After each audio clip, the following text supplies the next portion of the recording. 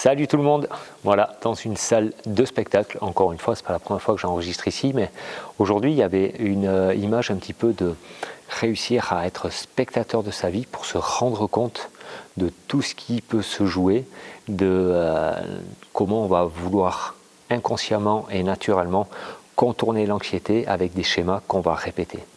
C'est parti, je vous parle de ça.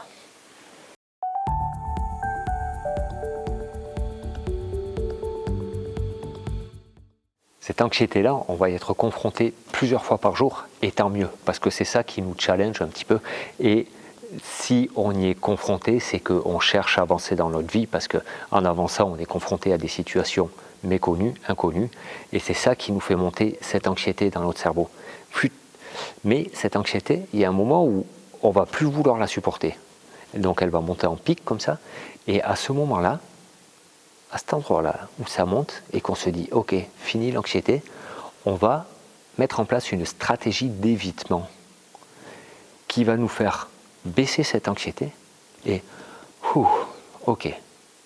Mais sauf que dans notre fonctionnement du corps humain en général, tout ce qui descend revient un peu plus fort. Et alors si on est en mode pilote automatique comme ça et qu'on ne s'observe pas, qu'on ne devient pas un peu spectateur de notre vie, on va monter et monter et monter et monter et ainsi de suite jusqu'à ce que cette anxiété tout d'un coup elle devienne trop grosse et là ça peut créer des problèmes qu'on connaît bien et que je ne reparlerai pas ici aujourd'hui en tout cas. Ces stratégies d'évitement en général pour une même situation ou pour un même genre de situation on va utiliser la même. Moi, j'y suis confronté. C'est pour ça que je vous parle de ça, parce que j'y suis fort confronté en ce moment pour tout ce qui est... Moi, les gros challenges, c'est de mettre en place des... là, c'est mon entreprise et donc mon projet d'entrepreneuriat qui me confronte à énormément de choses et autant de choses confrontantes que de courbes d'anxiété qui montent et de techniques d'évitement que je mets en place. Et en fin de compte, par un soin énergétique que j'ai fait, mais je me rends compte d'où ça vient et qu'est-ce qui se met en place. Donc, encore une fois, une autre confrontation parce que je me dis waouh, mais comment je vais faire, qu'est-ce que je vais pouvoir faire de ça. Mais n'empêche que si je ne m'extrais pas un petit peu de moi-même, que je n'observe pas et que je me dis, mais si je changeais de regard et si je changeais tout d'un coup la mise en scène de mon spectacle à moi, dont je suis auteur, metteur en scène et compagnie. Et si je changeais un peu ce schéma? Le metteur en scène, pour changer un schéma dans son spectacle, il a besoin aussi d'éléments, de connaissances, de compétences qui va lui permettre de faire ça. Moi, c'est un peu ce que je développe, notamment avec ces vidéos. D'en parler, ça met déjà en place des choses. Et en plus de ça, en allant chercher de l'aide, en me faisant aider, les formations et tout, c'est des éléments qui arrivent. Mais ça ne veut pas dire que quand on a les outils, que c'est simple. Et donc c'est ça un peu, je ne vais pas apporter beaucoup de solutions dans cette vidéo, mais vraiment une prise de conscience un petit peu de se dire, ok, mais si je prends du recul, qu'est-ce que je mets en place tout le temps? Ces mêmes choses, ce même fonctionnement. Un spectacle d'un metteur en scène, le même metteur en scène d'un spectacle à l'autre, on va reconnaître la couleur. Un groupe de musique, parfois, ils sortent un nouvel album, on n'est pas au courant, mais on entend un morceau et dès les premières notes, on va se dire, tiens, ça pourrait bien être ce groupe. Et oui, en effet, c'est ça. Mais nous, c'est pareil. Tous ces fonctionnements, on a notre couleur à nous, on a notre univers et notre façon de fonctionner de la même façon.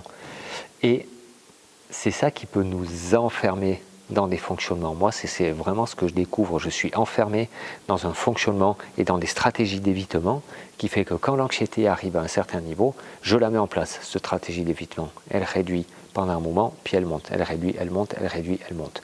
De la même façon que, on va dire, quelqu'un qui est accro aux drogues, c'est vraiment ça. C'est juste de pouvoir s'extraire de la réalité dans laquelle cette personne vit, va prendre sa drogue à un moment, ça va faire baisser cette anxiété et ce taux de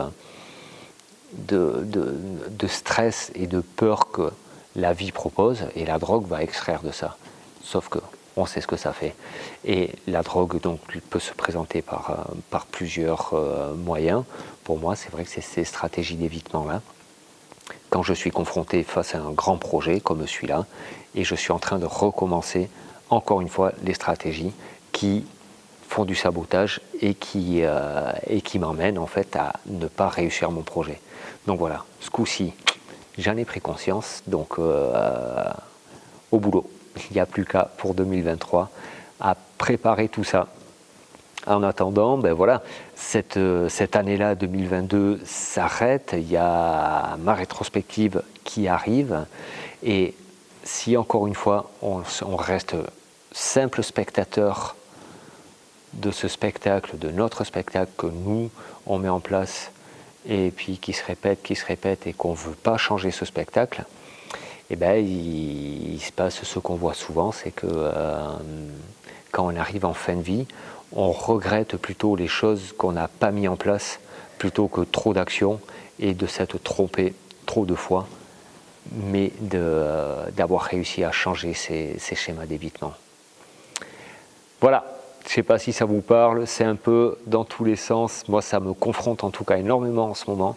Je suis très confronté à ça, mais ça a du bon parce que je vais essayer d'aller un petit peu plus loin dans l'anxiété, de l'accepter plus pour éviter de mettre la stratégie d'évitement trop dès le début pour chuter ça et pour ne pas regarder. Voilà, c'est mon challenge de début 2023 en tout cas.